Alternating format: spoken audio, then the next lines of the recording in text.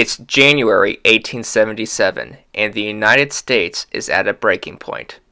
A tumultuous presidential election has failed to produce a clear winner. At this point, Democratic candidate Samuel Tilden of New York has 184 of the 185 electoral votes needed to win the presidency. Meanwhile, Republican candidate Rutherford B. Hayes of Ohio has 163 votes. There are 22 electoral votes in dispute. In hopes of resolving the crisis and to prevent another civil war, Congress creates an electoral commission to determine who would win those 22 outstanding votes. The Speaker of the House of Representatives at this time was Democrat Samuel J. Randall of Pennsylvania. When the commission voted by an 8-7 margin that Hayes has won the election, Democrats were outraged. On March 1st, there was an attempt of a filibuster verifying the votes. However, not wanting to entertain delays further, Randall did not take part in the filibuster, and without his leadership, any attempt to delay the votes further had collapsed. This act of political maneuvering cemented Randall as one of the most powerful speakers in the history of the House of Representatives. It also began the process of the waning power of the presidency, as more and more power began to accumulate in the hands of Congress.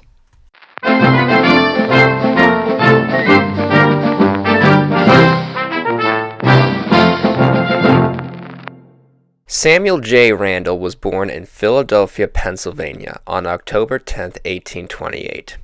He came from a family active in Philadelphia politics. His father, Hosea, had been a judge for the Pennsylvania Court of Common Pleas and was active within the Whig Party. Samuel J. Randall, still in his mid-20s, made his first leap into politics after being elected to the Philadelphia City Council as a member of the Whig Party. As the Whig Party began to disintegrate, the Randall family became Democrats. In 1858, a seat at the Pennsylvania State Senate became vacant, and he was elected to the seat to complete the remainder of the term. He ran again for a full term along with his brother for the State House, but both lost. In 1860, the American Civil War broke out, and Randall enlisted in the Union Army as a private. He joined the 1st Troop Philadelphia City Cavalry and was promoted to captain in 1863. During the middle of his military service, he also won a seat at the U.S. House of Representatives. Randall would represent Pennsylvania's 1st District in the heart of Philadelphia. He would represent this district for the rest of his political career. In 1863, he re-enlisted and was promoted to the position of captain and would take part in the opening actions of the Battle of Gettysburg. However, he would not take part in the battle itself. After his service ended, Randall was made a member of the 38th Congress. His party, the Democrats, were in the minority. While a Democrat, Randall's military service made him sympathetic to some Republican policies. During his first congressional term, he voted to make Ulysses S. Grant a lieutenant general. Meanwhile, most Democrats opposed the bill. Randall did side with congressional Democrats in opposition to allowing blacks to join the Union Army. Randall was committed to the key political principles of Jacksonian democracy. He opposed the ever-expanding scope of federal government power, and he championed limited government. On economic issues, however, Randall sided with Republicans, especially when it came to the issue of tariffs. Coming from a predominantly manufacturing area, he sided with Republicans in supporting a protective tariff. This would put him at odds with his own party, as the Democrats were traditionally supportive of free trade. Randall voted against the 13th Amendment, which abolished slavery. Though Randall was opposed to slavery, he voted against the bill, calling it, quote, a beginning of changes in the Constitution and the forerunner of usurpation. As a believer of small government and states' rights, Randall sided with former Confederates during the Reconstruction period. He was an outspoken supporter of Southern President Andrew Johnson, who was far more lenient to the former Confederate states than the Republicans had been. In 1867, radical Republicans proposed what would be called a, quote, ironclad oath. The law would require all residents of former Confederate states, if they wanted to hold public office, to swear an oath of allegiance to the United States that they had never taken up arms against that government. Believing this opened the door to an authoritarian federal government, Randall resisted with a 16-hour-long filibuster on the House floor. The measure passed, but as a result of his filibuster, Randall increased his profile and influence. During this period, Samuel J. Randall was opposed to most Republican measures that sought to punish the rebellious South. During Johnson's impeachment trial, Randall remained one of his most loyal supporters. Johnson was impeached by the House, but was not removed from office. Nonetheless, the impeachment proved decisive for Randall's career as a congressman. The impeachment would begin a process of congressional supremacy and influence, and in turn the office of president would be in severe decline. The 1868 elections returned a Republican to the presidency in the form of Ulysses S. Grant. In addition, the congressional elections returned a Republican majority to the House of Representatives. Still in opposition, Russell continued on the rise to prominence. He was appointed to the Banking and Currency Committee, where he threw himself into matters of the nation's finances. Randall had been a critic of the nation's largest banks, believing them to have monopolistic tendencies. Randall became increasingly sympathetic to the Greenback Movement. Greenbacks refers to the policy of printing money backed by government bonds and not just by gold as it had been previously. Though he supported gold-backed currency in a formal sense, he nonetheless supported the idea of allowing the flow of money to remain constant while replacing bank-issued dollars with bills with greenbacks. In addition, he thought that these bonds should be sold directly to the public and not to large banks. The Republican-controlled Congress ultimately never supported these measures. Though Randall distrusted the banks, he was a pro-business Democrat. Randall agreed with Republicans that financing government expenses should be paid for by tariffs and not by taxes. Support for tariffs was reflective of his district, which was mostly a manufacturing constituency.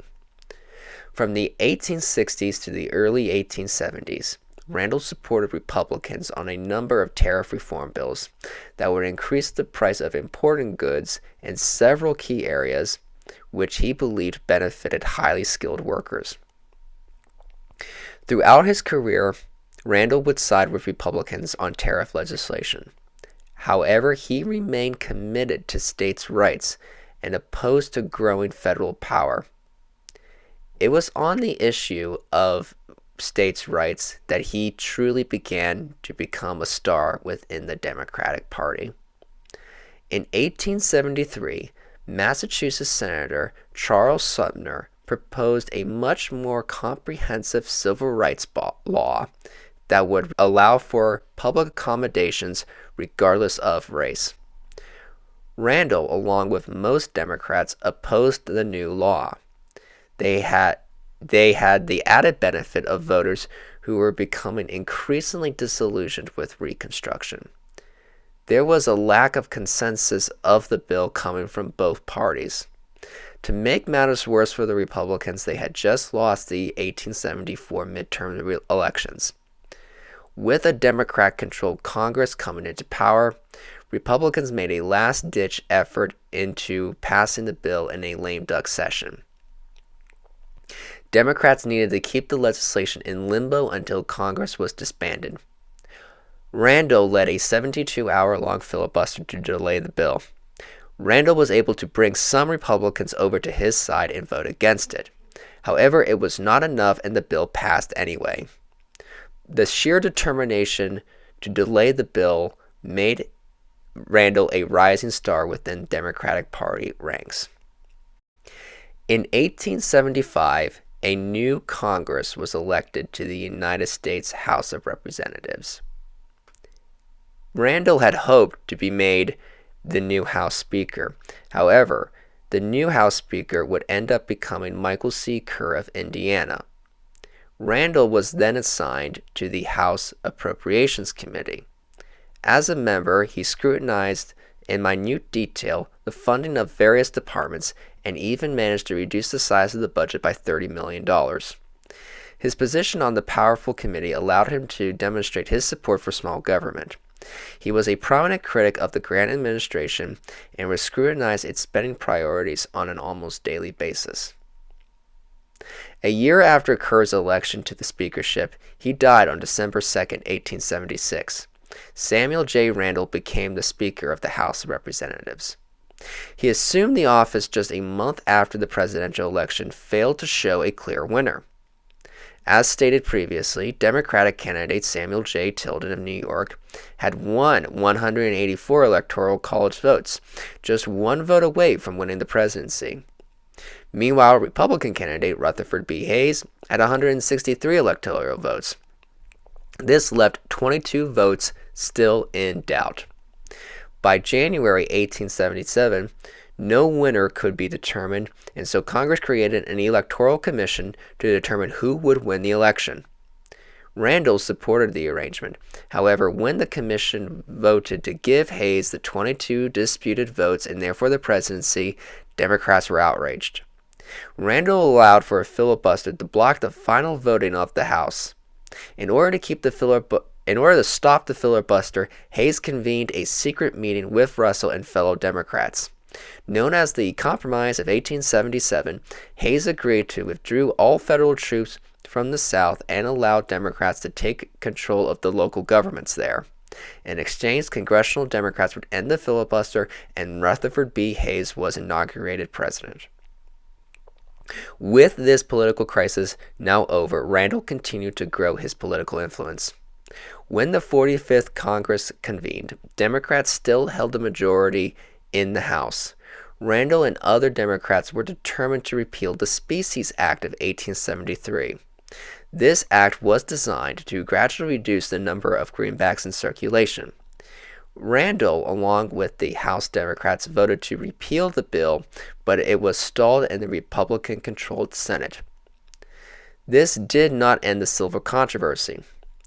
As Richard Bland, Democrat of Missouri, proved a new bill in that same year. The bill, known as the Bland-Allison Act, would allow miners to sell for silver for 50 to 70 cents to the government and would in turn receive a silver dollar. The idea behind this legislation was that it would increase the money supply and help indebted farmers. Randall allowed the bill to come to the floor, where it passed and moved to the Senate.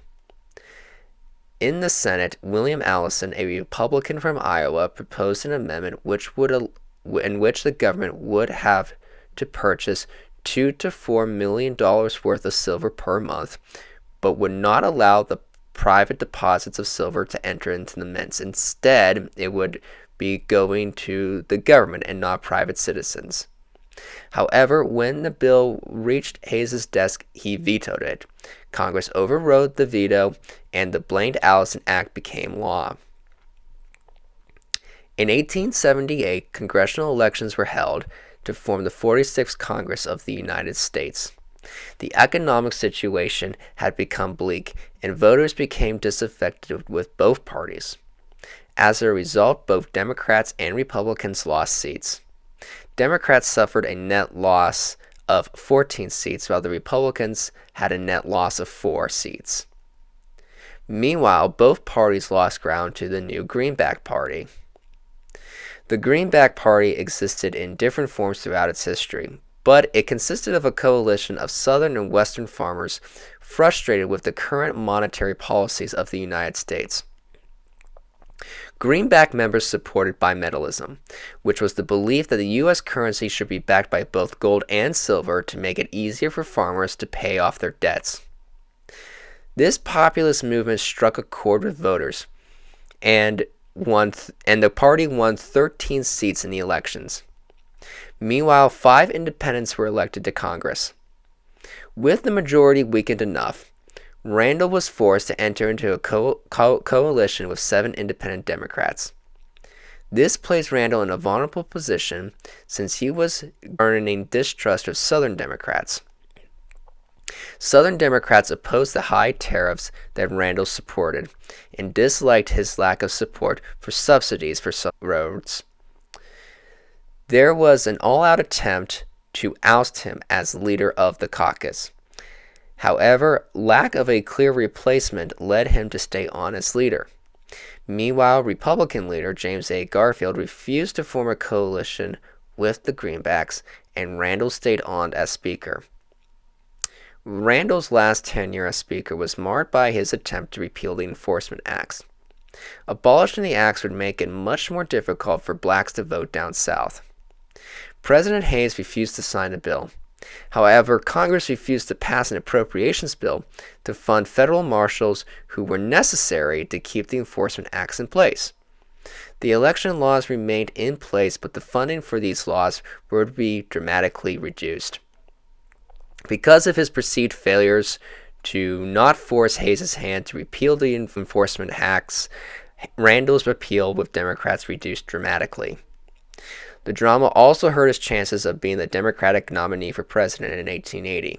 As the 1880 presidential election began in earnest, the Democratic Party was still convinced that their nominee, Samuel Tilden, had been wronged in his bid for the presidency. Randall, for his part, was determined to win the fight for Tilden. To achieve this goal, he spent much of 1880 back in Pennsylvania so that the state party could get behind him. He ultimately proved to be unsuccessful as a majority of the state delegates supported other Democratic candidates. Not deterred, Randall pressed on for the Democratic National Convention, which was held in Cincinnati's Music Hall. At this point, he still hoped to get Tilden nominated. When the Democrats convened, Tilden had announced that he was too ill to run and withdrew his name from consideration. Given the amount of Tilden supporters at the convention, Randall rallied for their support to nominate himself as the Democratic Party's candidate for president. He came close, even coming in second place on the second ballot. In the end, the party laid around Civil War hero Winfield Hancock as the Democratic candidate. Randall was devastated. Nevertheless, he actively supported Hancock in his election bid, but to no avail, and the Republican candidate James Garfield of Ohio ultimately won the election to become the 20th president of the United States. The 1880 elections as a whole were a disaster for the Democrats. The party had lost 13 net seats in the elections, while Republicans had won 19 net seats and gained a majority in the new Congress. Randall was out as Speaker of the House. He was also becoming more disliked by members of his own party. Randall was still a strong protectionist, however, as the Democrats were more and more aligned with free trade. This was demonstrated when, in 1881, Randall sat on the powerful Ways and Means Committee, which writes taxes. The committee was dominated by the protectionists, and Randall and the committee proposed a bill spurred by President Chester A. Arthur, favoring a 10% reduction in excise taxes. This put him at odds with most members of his own party, who wanted deeper cuts. In 1882, the Democrats once again won back control of the House of Representatives. This could have been Randall's next chance to become House Speaker once again, but this was not to be. Instead, John Carlisle of Kentucky became Speaker. Carlisle was much more aligned with the free trade movement. He moved Randall from the Ways and Means Committee to the Appropriations Committee. Randall was still able to show some power by defeating a 20% reduction in tariffs thanks to releasing a series of funding bills from the Appropriations Committee. With the support of Republicans as well as Democrats loyal to Randall, the tariff reform bill was killed in the House. As the 1884 presidential race heated up, Randall tried his luck again for president when longtime friend Samuel Tilden refused to run, and Randall hoped that his supporters would flock to himself. Although he was able to gain the support of a lot of Tilden's supporters, he lost the Democratic Party bid to New York Governor Grover Cleveland. However, Randall campaigned tirelessly for Cleveland, and Cleveland would claim victory in the fall election. During the Cleveland presidency, Randall and Cleveland were clashed over the tariff issue several more times. Cleveland was a supporter of tariff reform. In 1888, Roger Q. Mills of Texas proposed a new bill to reduce tariffs on manufactured imports. These were dramatic cuts coming from a manufacturing district. Randall was firmly opposed to them. The bill passed the House with only 4 Democrats opposing. The bill died in the Senate, but it still demonstrated how much protectionism and consequently Randall had fallen out of favor with the Democrats. That same year, the New York Times dubbed Randall a, quote, practical Republican. With his health in decline, on April 13, 1888, he died in Washington, D.C. at the age of 61. He left behind a powerful legacy on the history of congressional politics. He presided over a period when the speakership was at its highest in terms of power and prestige. He ought to be remembered as a man who kept the liberal ideas of small government alive, but also supported active economic growth for the good of Philadelphia, the city that he loved.